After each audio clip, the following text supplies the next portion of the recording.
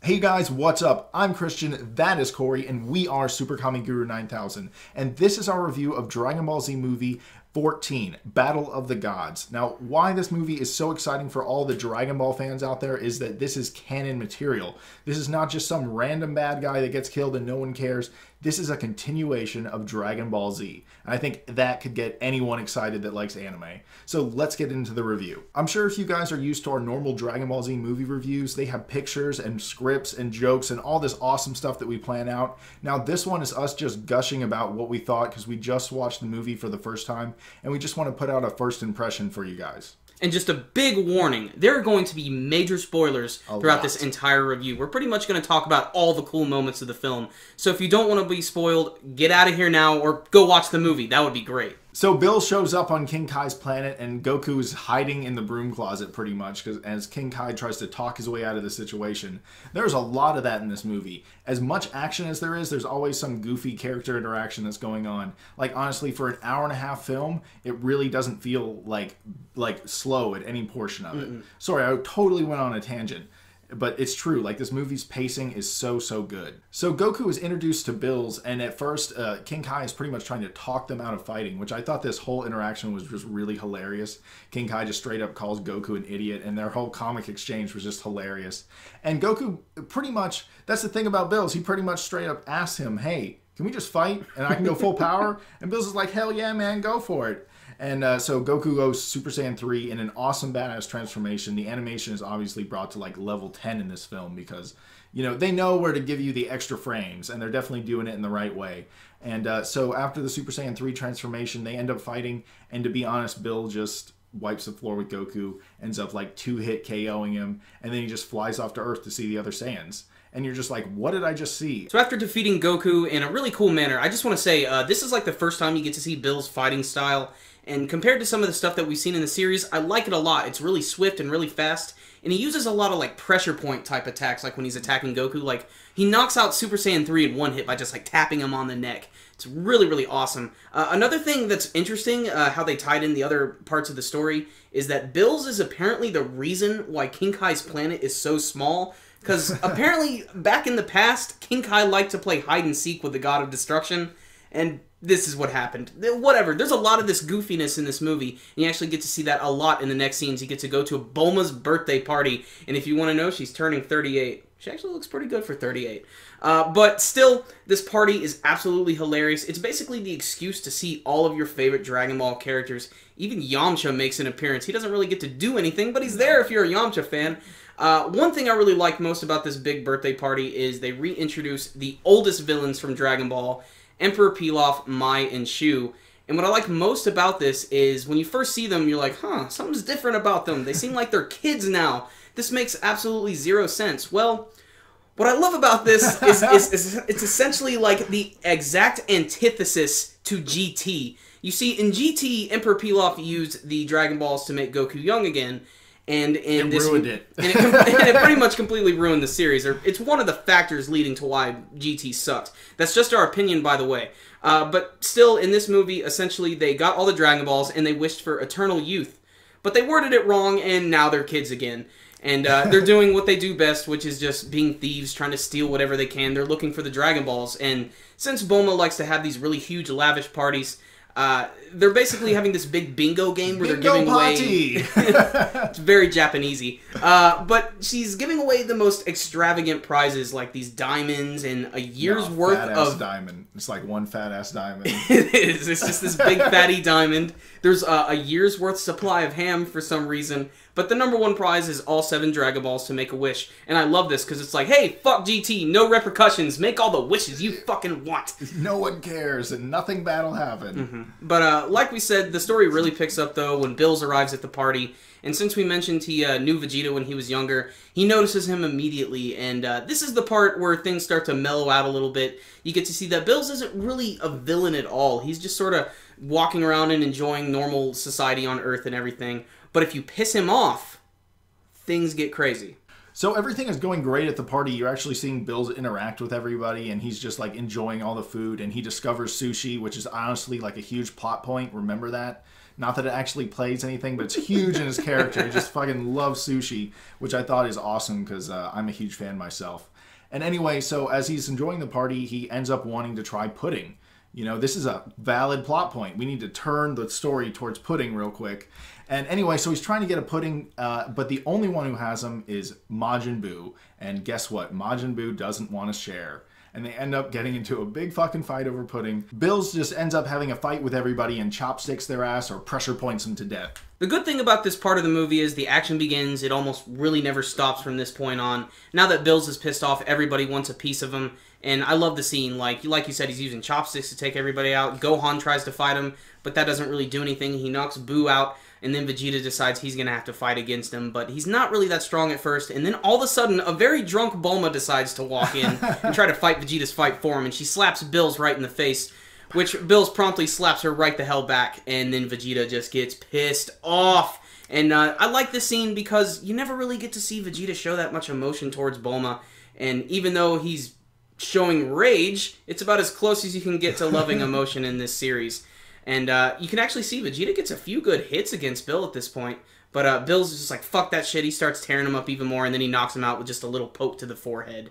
But then luckily Goku arrives. Goku shows up and ends up talking Bills down for about 5 minutes, and he says, hey man, like, just give me a few minutes. I'm going to become a Super Saiyan God, and then we're going to fight. And he's like, yeah. Because that's just how Goku is throughout the film, and, you know, that's just how he is. And they really captured his character really well. So after he says, okay, I'm going to buy some time, he uses the Dragon Balls, and they ask the dragon, how do you become a Super Saiyan God? Well, actually, Bills ends up interrupting, and the dragon's like, oh shit, man, that's Bills. That's something throughout the movie too, man. Everyone shows Bills respect, except Goku, because he's just like, let's... And Bulma. And Bulma. Well, you know, after a little bit of sake, anyone's down, you know, in this film. People are obviously drunk in this film. That's there's a scene where Gohan becomes Saiyaman, but he's and Krillin mentions that he's actually had a few drinks, so I just think that's a really funny concept altogether. Yeah, someone that strong is just drunk, and he just ends up deflecting the bullets with his finger. Yeah, there's this whole scene with Mai and Pilaf and Shu where they decide, damn it, we're about to be caught stealing the Dragon Balls, and they're like, fuck it, just start shooting at him. And it's really great because Gohan's like, shoot me in the face, please. And he's just able to deflect all of them. But hey, let's get back to... Yeah, so anyway, Goku becomes a Super Saiyan God. Okay, let's just get to it. Yeah. He becomes a Super Saiyan God. Him and Bill start fighting. And this fight takes place in many different locations throughout the Dragon Ball universe we know on Earth. It begins in a city. And there's something about this fight that immediately caught my eye and that I was kind of concerned about was all the new camera angles, because we have all this new technology and animation style that's kind of being introduced to Dragon Ball Z. And I really thought that the city was a great place to see the evolution of what this movie is now, because they're like flying in between the buildings, and it's very like, you never see them do that in the old stuff. And they're like dodging like bridges and flying in between the streets and all that stuff. It's like crazy. And as soon as they do that, Goku ends up getting knocked into a forest. They fly through that, and then they're in like the standard Dragon Ball Z desert with the columns and stuff. Yeah. And they're battling in that. And then they go underground, and they're like swirling. And this is like by far the most artistic that the animators had, the most artistic time of the film, because like they're really like swirling masses. And in some ways, I almost see it as a complaint personally that I couldn't really see what was happening, but it's more like exaggerated in what their movements are supposed to be. It's definitely the most exaggerated Dragon Ball fight like ever. And like you said, a lot of that has to do with the modern technology and everything. And they've never really done these very large, like long panoramic shots before, getting to see like every little movement. A lot of hard cuts and fast moves and stuff with to show the action of Dragon Ball Z. And there was even like there was this one moment, like you remember when they went to the big desert area.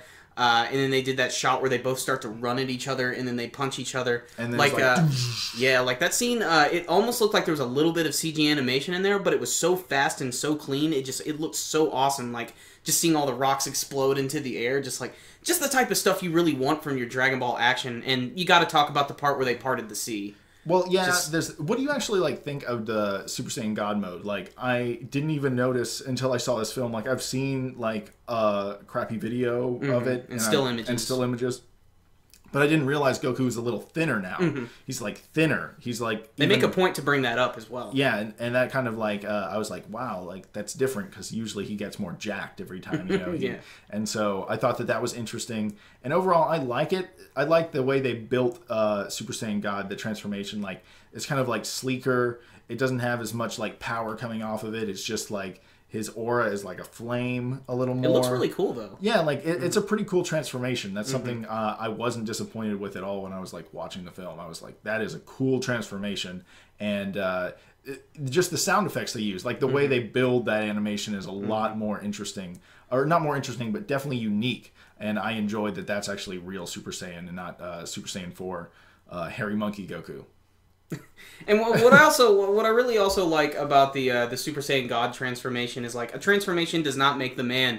You know, in this movie, you don't even see the Super Saiyan God mode that much. It's used very sparingly, and when it is used, it's really awesome. So I'm like that they didn't like use it too often. But Goku, his skills, like the part where they break the sea open and they go underground and start fighting with each other. They pay the bills. It's awesome. I love the scene where Goku's like getting ready to run at Bills, and then all of a sudden his God mode wears off, and Bills is like, he doesn't even care. He just like fucking, he's like, ah! And then he just like knocks him in the face, and he just keeps going for it. And this whole fight scene is really great. I especially love the scene where Goku has like all these boulders and stuff coming down on top of him, and he's having to punch and kick all of them just to get his way through. Yep. And then that's when he goes Super Saiyan, and then we get this just incredibly cheesy but awesome like shonen action scene. They have this song that kicks in. I wasn't a fan of this. He wasn't a fan of it. I was loving every second of it. Corey, but I love this type of stuff. I was getting so doesn't belong in Dragon Ball Z. It's fun, dude. This stuff is Dragon Ball Z. It was just, it got me so pumped up seeing this fight. And what was great about this is even though Goku lost his like Super Saiyan God mode, he's still just going at Bills with everything. And I love the scene where they're flying through the clouds, just constantly using all of the really cool choreography. And then they end up fighting in the freaking atmosphere of space, which is just a really cool looking and ominous setting for the final battle between the two. And Bills just dominates this entire fight. Like, Goku has a lot of skills here, like he uses his instant transmission and everything. But for the most part, it doesn't matter. Bills doesn't even use like 70% of his power. And even after a huge Kamehameha blast, Bills does his first major like energy attack, which he forms in like an instant. He basically fires a sun at Goku. Yeah, that's what I was going to say. It reminded me of like Full Metal Alchemist when the character created a sun in his hand. And he was trying to become a god too. I know. Oh. Well, there's always connection in anime like that. But like the real thing is he just immediately made it. And it was like, and Goku couldn't stop it. And he had to so Super Saiyan God mode like wore off at this point. And then he like channeled it for like 1 second to stop this gigantic energy blast. And he ends up doing it. And Bill's just like, hey, how'd you do that? He's like, I don't know. But the scene's really important, though, because this is when we're finally learning that Bills isn't as bad as we think he is. He's sort of humbled by Goku. He still says he's going to destroy Earth still. He's a man of his word. But they go back to Earth, he drops off Goku, and he decides to destroy Earth. He doesn't lie. He destroys a very small part of Earth. Just a little bit. But he claims that he's going to return to Earth someday. And he even brings up this really big, important information, which could open up the possibility for more movies in the future. This is really big, actually. Apparently, they're in the 7th universe, and Bills is the 7th god of destruction, and there exist 12 different universes, so there are 12 different gods of destruction, which means there's a lot of other strong beings out there that Goku doesn't even know about. And oddly enough, Bills isn't even the strongest. In fact, he says Goku was the 2nd strongest person he's ever fought against. The strongest is actually his master Whis.